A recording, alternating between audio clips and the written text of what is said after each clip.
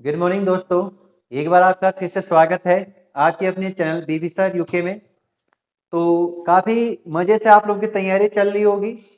तो हमारा दोस्तों 60 डे ट्रिप पर है, हम लोग खास करके उत्तराखंड कांस्टेबल के ट्रिप पर है। तो इस 60 दिनों में जो हम 60 दिनों का क्रैश कोर्स लेकर के आए हैं, ये क्रैश कोर्स आपके लिए बहुत फायदेमंद होने वाला है। खास कर करके जो पहले जिन्होंने बेसिक कभी पढ़ा हो, तो उनके लिए तो ये बहुत रामबाण साबित होगा ये लेक्चर, क्योंकि यहाँ पर हम महत्वपूर्ण लेक्चर और महत्वपूर्ण प्रश्नों पर ही चर्चा कर रहे हैं। याद रखिएगा, सवेरे आप लोगों को रोज पॉलिटिकल मिलेगा और शाम को अभी फिलहाल कुछ दिन तक हिस्ट्री प्राचीन, दो दो दिन के अंतर्गत मैं मध्यकालीन का लेक्चर दूंगा दोस्तों। तो आपको एक ही काम करना है, चैनल को शेयर करना है, सब्सक्राइब करना है दोस्तों, और अपने साथियों को भी बताना है कि 60 दिन का कोर्स चलाया जा रहा है बीबी सर यूके के द्वारा, जो पक्का देखना आप लोगों के एग्जाम में यहां से सवाल मिलेंगे और बनेंगे। ठीक है दोस्तों, आइए लेक्चर नंबर 3 होगा ये आज मेरा। तो आज है हमने पढ़ना प्राचीन इतिहास के अंतर्गत जैन धर्म बौद्ध धर्म, क्योंकि इससे पहले हम दो सभ्यताओं को पढ़ चुके हैं, अब दो धर्मों को पढ़ेंगे, फिर दो साम्राज्यों को पढ़ेंगे। ठीक है दोस्तों, तो आज का हेडिंग डालेंगे दोस्तों सबसे पहले जैन धर्म। क्या डालेंगे दोस्तों आप? जैन धर्म। काफी महत्वपूर्ण होने वाला है आज का लेक्चर जैन धर्म में। अब जैन धर्म में क्या क्या इंपॉर्टेंट है आप सब नोट करते जाएंगे, या फिर आप टेलीग्राम से ज्वाइन हो जाइए, डिस्क्रिप्शन बॉक्स में होगा, मैं वहां पर नोट्स भेज देता हूं। सबसे पहले आपको याद रखना है जो जैन धर्म में जो सबसे पहला पॉइंट है भैया, मुंडकोपनिषद में, किसमें दोस्तों? मुंडकोपनिषद में। मुंडकोपनिषद में दोस्तों जैन धर्म को दोस्तों क्या बताया गया है? यज्ञों की टूटी हुई नौका के समान बताया गया है। यज्ञों यज्ञों की टूटी हुई टूटी हुई नौका नौका के समान, या नौकाओं के समान, नौकाओं के समान बताया गया है। किसे? जैन धर्म को। तो ये महत्वपूर्ण प्रश्न है कि किसे यज्ञों की टूटी हुई नौकाओं के समान बताया गया है? तो जैन धर्म को। किस में? मुंडकोपनिषद में दोस्तों। उपनिषद की संख्या आपको पता है 108 है, मैंने कल बताया था। ऋग्वेद में दो जैन तीर्थंकरों की चर्चा है। ऋग्वेद में कितने जैन तीर्थंकरों की चर्चा है? तो ऋग्वेद में दो जैन तीर्थंकर की चर्चा है। और दो जैन तीर्थंकर कौन कौन से हुए? पहला अरिष्ट नोमी, याद रखेंगे अरिष्ट। ठीक है, पहले का नाम है अरिष्ट नेमी, और जो दूसरे हुए हैं आपके, वो हुए आपके ऋषभ देव। तो याद रखेंगे ऋषभ देव। ऋग्वेद में जो दो जैन तीर्थंकरों की चर्चा हुई है, एक अरिष्टनेमी और ऋषभ देव। सवाल अब ये बनेगा कि जैन तीर्थंकर या जैन धर्म में टोटल कुल कितने तीर्थंकर हुए हैं? कुल 24 तीर्थंकर हुए हैं। याद रखेंगे आप कितने तीर्थंकर हुए हैं? 24 तीर्थंकर हुए हैं, आप ये बात याद रखेंगे। ठीक, कितने तीर्थंकर? 24 तीर्थंकर। और जो पहला तीर्थंकर था वो आप याद रखेंगे, अब इस तरीके से एक चार्ट बनाएंगे। पहला तीर्थंकर था आप लोगों का दोस्तों ऋषभ देव। कौन था? ऋषभ देव। ठीक, और यहां पर आपको उसके बाद याद रखने 23वें तीर्थंकर कौन, कितने नंबर के? 23वें तीर्थंकर, जिनका नाम था पार्श्वनाथ। जिनका नाम क्या था? पार्श्वनाथ। और इसके बाद आपको याद रखने हैं दोस्तों जो आधुनिक या फिर आप कह सकते हो वास्तविक संस्थापक जैन धर्म के 24वें तीर्थंकर महावीर स्वामी। महावीर स्वामी आप याद रखेंगे। ये ऋषभ देव जैन धर्म के संस्थापक हुए हैं। कौन हुए हैं? संस्थापक हुए हैं, आप याद रखेंगे। और जो महावीर स्वामी हुए हैं ये वास्तविक संस्थापक हुए हैं जैन धर्म के। ओके दोस्तों, इनका जो प्रतीक चिन्ह था, कहीं कहीं बार पूछा जाता है, इनका प्रतीक चिन्ह सांप, सॉरी सार था। किनका? ऋषभ देव का। पार्श्वनाथ का सांप था। पार्श्वनाथ का क्या था? सांप। और इनका था सिंह। इनका क्या था? सिंह। ठीक है दोस्तों, तो इनके प्रतीक चिन्ह पर भी सवाल बने हैं कई बार। ठीक, यहां पर एक पॉइंट आता है कि जिन शब्द का सर्वप्रथम किसके लिए प्रयोग किया गया है? जिन शब्द। तो जिन शब्द का सर्वप्रथम प्रयोग हुआ है महावीर स्वामी के लिए, किसके लिए प्रयोग हुआ है? महावीर स्वामी। तो याद रखेंगे जिन शब्द का प्रयोग जैन धर्म में किसके लिए हुआ है? महावीर स्वामी। और जिन का अर्थ होता है दोस्तों ज्ञान प्राप्त करना, या आप कह सकते हो विजेता। ठीक है, तो इसके बाद हम कुछ बहुत महावीर स्वामी पर चर्चा करते हैं आगे। तो अंतिम तीर्थंकर यही हुए हैं महावीर स्वामी, याद रखेंगे। ठीक, अब हम महावीर स्वामी पर कुछ बहुत इंपॉर्टेंट फैक्ट देखते हैं। जन्म कहाँ हुआ, इनके पिता का नाम, माता का नाम, कई बार यह सवाल बनता है। ठीक, आप हेडिंग डालेंगे अब महावीर स्वामी। क्या डालेंगे? महावीर स्वामी। काफी महत्वपूर्ण प्रश्न है ये दोस्तों, देखेंगे महावीर स्वामी के बाद जो प्रश्न निकलने वाले हैं। जो सबसे पहला आपको याद रखना है महावीर स्वामी के बारे में। ठीक, इनका जन्म कहाँ हुआ और कब हुआ? जन्म होता है आप लोगों का इनका 540 बीसी में। 540 बीसी में इनका जन्म होता है, इतना आप याद रखेंगे। और कुंडल ग्राम वैशाली में होता है। कुंडल कुंडल ग्राम वैशाली में होता है, आप इसको याद रखेंगे।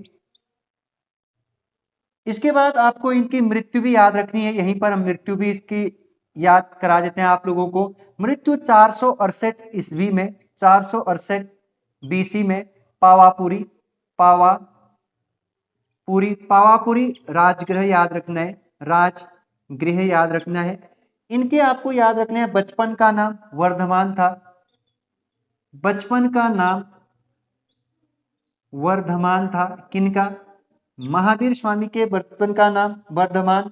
पुत्री का नाम याद रखना है आपको सबसे पहले इनके, इसके बाद पत्नी का नाम लिख देते हैं यशोदा। पत्नी का नाम यशोदा। ठीक, और पिता का नाम सिद्धार्थ। पिता का नाम सिद्धार्थ। पुत्री का नाम अन्नोजा। पुत्री का नाम अन्नोजा। काफी महत्वपूर्ण है, ये याद रखेंगे आप किसी भी हालत में। ठीक, इसके बाद यहां पर जो इंपॉर्टेंट बन जाता है, इन्होंने प्रथम उपदेश कहां दिया? यहीं पर सीधे लिख दीजिए आप, प्रथम उपदेश। महावीर स्वामी ने अपना जहां प्रथम उपदेश दिया, यह विपुचल पर्वत पर दिया या बितुलाचल पर्वत पर दिया? बितुलाचल पर्वत पर दिया, याद रखेंगे आप। महावीर स्वामी को ज्ञान प्राप्ति कब हुआ और कहां हुआ? काफी महत्वपूर्ण। महावीर स्वामी को ज्ञान प्राप्ति ऋजुपालिका नदी के तट पर प्राप्त हुआ। और ये जिस वृक्ष के नीचे प्राप्त हुआ इनको, साल वृक्ष के नीचे यह प्राप्त हुआ। साल वृक्ष, ठीक है, साल वृक्ष के नीचे प्राप्त हुआ। और ये है जुम्बिक ग्राम। ठीक है, कहां पर? जुम्बिक ग्राम में इनको यह प्राप्त हुआ, ज्ञान प्राप्त, इतना आप याद रखेंगे। ठीक, इसके बाद आपको अगर ये पूछा जाएगा कि ये पूरा स्थान कहाँ है, ये सभी स्थान उत्तर प्रदेश में है। ऋजुपालिका नदी के तट पर साल वृक्ष के नीचे जुम्बिक ग्राम। ठीक है, याद रखेंगे। बचपन का नाम याद रखेंगे, पति का नाम, पिता का नाम और पुत्री का नाम अनुजा प्रियदर्शी याद रखेंगे। और जन्म 540 बीसी, मृत्यु 468 बीसी।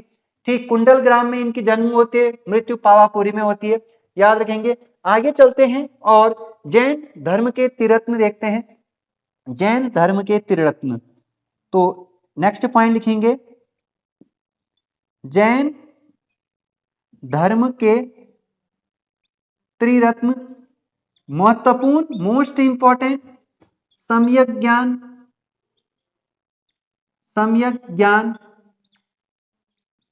सम्यक आचरण। यहां से सवाल बनता है, कंफर्म बनेगा इस बार भी। सम्यक आचरण, सम्यक श्रद्धा या सम्यक दर्शन। ठीक है, सम्यक दर्शन, ये जैन धर्म के क्या हुए हैं? त्रिरत्न हुए हैं, ये सवाल बना है। और जब ये सवाल पूछा जाएगा कि मृत्यु के बाद जैन धर्म कितने गंधर्व में बटे, तो ये 11 गंधर्व। तो याद रखेंगे जैन धर्म कितने गंधर्व में बटा, 11 गंधर्व। ठीक है, 11 गंधर्व याद रखेंगे, 11 गंधर्व में बटा। इसके बाद आगे बढ़ते हैं, इसको मैं मिटा रहा हूं। जैन धर्म आत्मा में विश्वास करते थे, याद रखेंगे किसमें विश्वास करते थे, आत्मा में विश्वास करते थे। ठीक, और यहां पर जो इसके बाद बन जाता है, यहां पंच महाव्रत याद रखने। जैन धर्म में कितने महाव्रत हुए, पंच महाव्रत। कितने महाव्रत, पंच। पहले आपको याद रखने कौन कौन से हुए, सत्य, दूसरा है अहिंसा, सत्य अहिंसा, तीसरा हुआ है असत्य, असत्य, चौथा हुआ है दोस्तों आप लोगों का त्याग, और पांचवा है आपका ब्रह्मचर्य। क्या हुआ है, ब्रह्मचर्य। ये पांचवा हुआ है, और पांचवे को जिसने जोड़ा उन्हीं का नाम है आप लोगों का दोस्तों महावीर स्वामी। पांचवें को जिसने जोड़ा उनका नाम है महावीर स्वामी। महावीर स्वामी के अनुयायी की संख्या बताई जाती है, उनके अनुयायी की संख्या, अनुयायी टोटल हुए हैं 1400। याद रखेंगे कितने थे, 1400 इनके अनुयायी हुए हैं। ये सवाल भी आप लोगों को बनेगा और आपको ऐसे ही याद भी रखना है। ठीक, इसके बाद हम पढ़ते हैं दोस्तों अब जैन संगीति। क्या पढ़ना है हमें, अब जैन संगीति पढ़ना है। टोटल 2 जैन संगीति हुए। कितने जैन संगीति हुए हैं, 2। याद ये भी रखना है आपने, प्रथम जैन संगीति, तो आप लिखेंगे हेडिंग प्रथम जैन संगीत, या संगीति आप डालेंगे। ठीक है, प्रथम जैन संगीति कब हुआ, क्या हुआ, कहां हुआ, सारे याद रखने हैं। समय याद रखिए सबसे पहले तो प्रथम जैन संगीति का समय 322 बीसी पूर्व। ठीक है, स्थान याद रखिए, स्थान याद रखिए कहां हुआ था, बताइए दोस्तों, पाटिलपुत्र। कहां हुआ था, पाटिलपुत्र। पाटिलपुत्र कहां है, बिहार में। कहां है, बिहार में। वेरी गुड, आपको सब आता है। हाँ, आप रिवीजन करेंगे। और राजा का नाम याद रखने, खास करके आपको राजा का नाम था चंद्रगुप्त, याद रखना है। ठीक, चंद्रगुप्त मौर्य हो जाएगा। क्या हो जाएगा, चंद्रगुप्त मौर्य। अगर अध्यक्ष पूछा जाएगा तो स्थूल भद्र था, इतना इंपॉर्टेंट नहीं बन जाता है वो। अब यहां क्या कार्य हुआ याद रखिए, प्रथम जैन संगीति में क्या कार्य हुआ, यहां जैन धर्म जो था वो 2 भागों में टूटा। जैन धर्म 2 भागों में टूटा, और जैन धर्म 2 भागों में कब टूटा, प्रथम जैन संगीति में। और एक भाग कहलाया श्वेतांबर, एक अनुयायी के कहलाए श्वेतांबर, एक कहलाया आपका दिगंबर। तो सवाल क्या पूछा जाएगा आपको कि जैन धर्म कितने भागों में कब टूटा। जैन धर्म प्रथम बौद्ध संगीति में 2 भागों में टूटा, एक श्वेतांबर, एक दिगंबर। ठीक है दोस्तों, श्वेतांबर स्थूल भद्र के अनुयायी कहलाए। मतलब श्वेतांबर कौन कहलाए, श्वेतांबर दोस्तों स्थूल भद्र के अनुयायी कहलाए। ठीक, और जो दिगंबर कहलाए वो भद्रबाहु के अनुयायी कहलाए। कौन कहलाए, ये भद्र बाहु के अनुयायी कहलाए, इतना आप याद रखेंगे। और जो स्थूल भद्र थे ये श्वेत वस्त्र धारण करने वाले थे। ये कैसे वस्त्र धारण करने वाले, श्वेत वस्त्र धारण करने वाले कहलाए ये लोग। और जो भद्रबाहु के अनुयायी थे ये नग्न अवस्था में, किस अवस्था में, नग्न अवस्था में। ठीक, याद रखेंगे नग्न अवस्था, जो नग्न अवस्था में रहे वो कहलाया आप लोगों का दोस्तों क्या, भद्रबाहु के अनुयायी, मतलब बोले तो दिगंबर कहलाए। और जो श्वेत वस्त्र धारण कहलाए वो कौन कहलाए, आपके स्थूल भद्र के अनुयायी। ठीक, द्वितीय वंश संगीति, अब इसको मैं इरेज कर देता हूं। ठीक है दोस्तों, अब हम पढ़ते हैं द्वितीय बौद्ध संगीति। प्रथम हो गया तो द्वितीय देखते हैं कब हुआ, याद रखने उतना ही आपको बस। और शासक शासक कुछ याद नहीं है। द्वितीय बौद्ध संगीति हुआ था, इतना आप याद रखेंगे। द्वितीय जैन संगीति, द्वितीय जैन संगीति। सच कहूं तो एक ही पॉइंट याद रखना है आपको, एक तो कब हुआ और साल और याद रखना है कि जो इसके क्या थे, जहां स्थान था, बस एक याद रखना है कब हुआ 500 बार, ठीक। और एक याद रखना है आपको वल्लभी, याद रखिए बस। कहां हुआ? वल्लभी में हुआ था, इतना आप याद रखेंगे।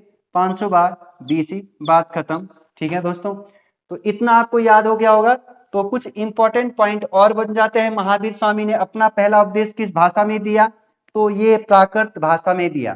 तो लिखेंगे महावीर स्वामी ने अपना जो प्रवचन दिया या उपदेश दिया, उपदेश किस भाषा में दिया? ये दिया दोस्तों आप लोगों का प्राकृत भाषा में। किस भाषा में? प्राकृत भाषा में, जिसे आप बोलते हैं अर्धमागधी भी बोलते हैं, ठीक। और आचरांक सूत्र, भगवती सूत्र क्या है? ये सवाल पूछा जाता है। आचरांक सूत्र, ठीक दोस्तों। भगवती सूत्र क्या है? ये सारे के सारे आपके जैन ग्रंथ है। ये क्या है? जैन ग्रंथ है। इसके बाद जो आपको यहां पर पूछा जाएगा, महावीर के प्रथम अनुयायी कौन कहलाए? तो महावीर के प्रथम अनुयायी, इसको लगा दीजिए गोल्डन। अनुयायी प्रथम कौन बना? इनका दामाद बना, इनका दामाद, और उनका नाम था जामिल या जैमिल। इनका दामाद कौन था? जैमिल। महावीर स्वामी के प्रथम अनुयायी बने। और प्रथम भिक्षुणी कौन बनी? कई बार यह सवाल बनता है कि जैन धर्म के प्रथम भिक्षुणी कौन बनी? दतिवाहन की पुत्री चंपा बनी। कौन बनी? चंपा बनी, याद रखेंगे। दतिवाहन की पुत्री चंपा बनी। और जैन धर्म ने क्या दिया था? सप्तभंगी या शादवाद सिद्धांत दिया था। तो शादवाद का सिद्धांत किससे संबंधित है? शादवाद या सप्तभंगी का संबंध किससे है? तो ये जैन धर्म से, याद रखेंगे आप, ठीक। जिसमें 7 प्रवचनों को दिया जाता था। मथुरा कला शैली का संबंध किससे है? तो मथुरा कला का संबंध ये है आपका जैन धर्म से, याद रखेंगे। भले ही बौद्ध धर्म से भी इनका संबंध रहा है। जैन तीर्थंकरों की जीवनी किसमें है? तो कल्पसूत्र में। जैन धर्म की जीवनी किसमें है? तो जैन धर्म के अनुयायियों की जीवनी, या फिर कह सकते जैन तीर्थंकरों की जीवनी किसमें है? जैन धर्म के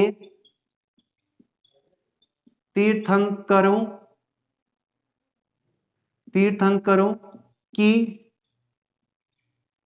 जीवनी ये है आप लोगों का दोस्तों कल्पसूत्र में। किसमें है? कल्पसूत्र। और कल्पसूत्र किसने लिखा है? Most important, Bhadrabahu. किसने लिखा है?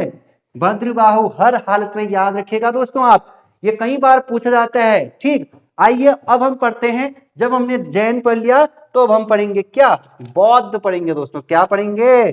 बौद्ध धर्म। फटाफट लिखो, फटाफट सुनो, फटाफट याद करो, और फटाफट सब्सक्राइब करो, फटाफट चैनल पे जुड़ो, और फटाफट टेलीग्राम पे जुड़ो, जिससे नोट्स मिल जाए आप लोगों को। तो लिखेंगे आप बौद्ध धर्म। कौन सी धर्म? बौद्ध धर्म। और लगा दीजिए मोस्ट इंपॉर्टेंट कि बौद्ध धर्म का संस्थापक कौन था? गौतम बुद्ध था। कौन था? गौतम बुद्ध। गौतम बुद्ध कौन थे? जैन धर्म के संस्थापक थे। कौन थे? ये इस धर्म के संस्थापक, जिसे एशिया का ज्योतिपुंज भी कहा जाता है। एशिया का ज्योतिपुंज किसे कहा गया है? एशिया का ज्योतिपुंज भैया आप लोगों का बौद्ध धर्म को बोला गया है, नहीं। बौद्ध धर्म के जो संस्थापक हुए हैं गौतम बुद्ध जी को बोला गया है। अब गौतम बुद्ध जी के कुछ इंपॉर्टेंट फैक्ट देखते हैं कि इनका जन्म कब हुआ, कहाँ हुआ? तो जन्म लिख दीजिए। जन्म कब हुआ? 563 बीसी। कब हुआ? 563 बीसी। कहाँ हुआ? कपिल वस्तु के निकट लुम्बिनी गांव। तो कपिल वस्तु के निकट कौन सी गांव में बोला मैंने? लुम्बिनी गांव। और ये लुम्बिनी गांव कहाँ है? आपके पड़ोसी देश नेपाल में है दोस्तों। कहाँ है? नेपाल में। मृत्यु कब हुई? तो याद ये भी तो रखने आपको। मृत्यु हुई 483 बीसी पूर्व, और इनकी मृत्यु हुई थी कुशीनगर में। कौन सी नगर में? कुशीनगर में। ठीक है। और कुशीनगर कहाँ है? ये तो उत्तर प्रदेश में है सर। ये तो मेरे को पहले से पता था। पिता का नाम? पिता का नाम बता दीजिए फिर। शुद्धोधन। कौन सा धन? शुद्धोधन। ठीक हो गया। अब पूछा जाएगा पत्नी का नाम? यशोधरा। पत्नी का नाम? तो यशोधरा। यशोधरा। और बचपन का नाम? सिद्धार्थ। बचपन का नाम, इसको हम मिटा ही देते हैं दोस्तों। बचपन का नाम सिद्धार्थ। वहां किनका नाम था सिद्धार्थ? उनके पिताजी का। किनका? जैन धर्म के संस्थापक महावीर का। तो सिद्धार्थ। पुत्र का नाम? राहुल। पुत्र का नाम क्या था? राहुल। ठीक है दोस्तों, ये पॉइंट आपको याद रखने हैं महावीर स्वामी ने गौतम बुद्ध के बारे में। किसके बारे में?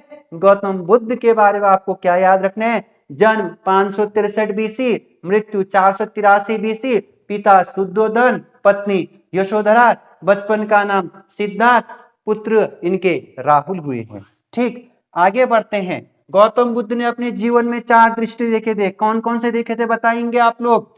पहला बीमार व्यक्ति, दूसरा वृद्धि व्यक्ति, तीसरा सन्यासी, और चौथा देखा इसने मृत्यु व्यक्ति। और सबसे खुश व्यक्ति किसको देखा इसने?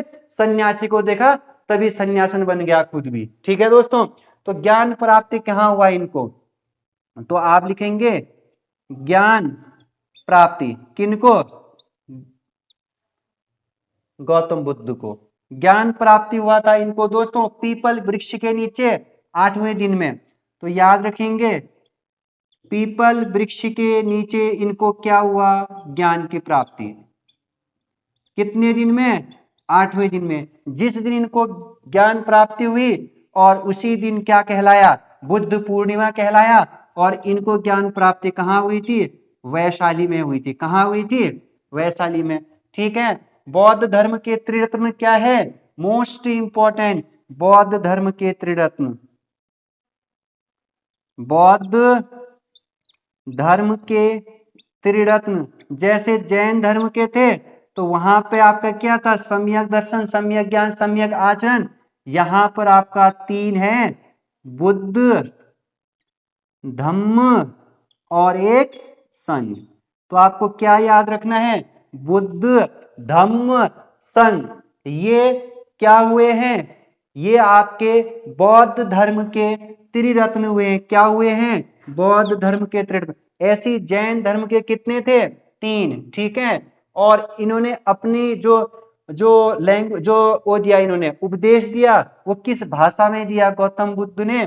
तो दिया आप लोगों का दोस्तों पाली भाषा में। किस भाषा में दिया? पाली भाषा में। तो याद रखेंगे उपदेश किस भाषा में दिया था? ये सवाल भी पूछा जा सकता है, ये सवाल बन भी तो सकता है। ठीक। बौद्ध धर्म में मृत्यु प्राप्ति को क्या कहते हैं? ये सवाल तो बहुत इंपॉर्टेंट है। मृत्यु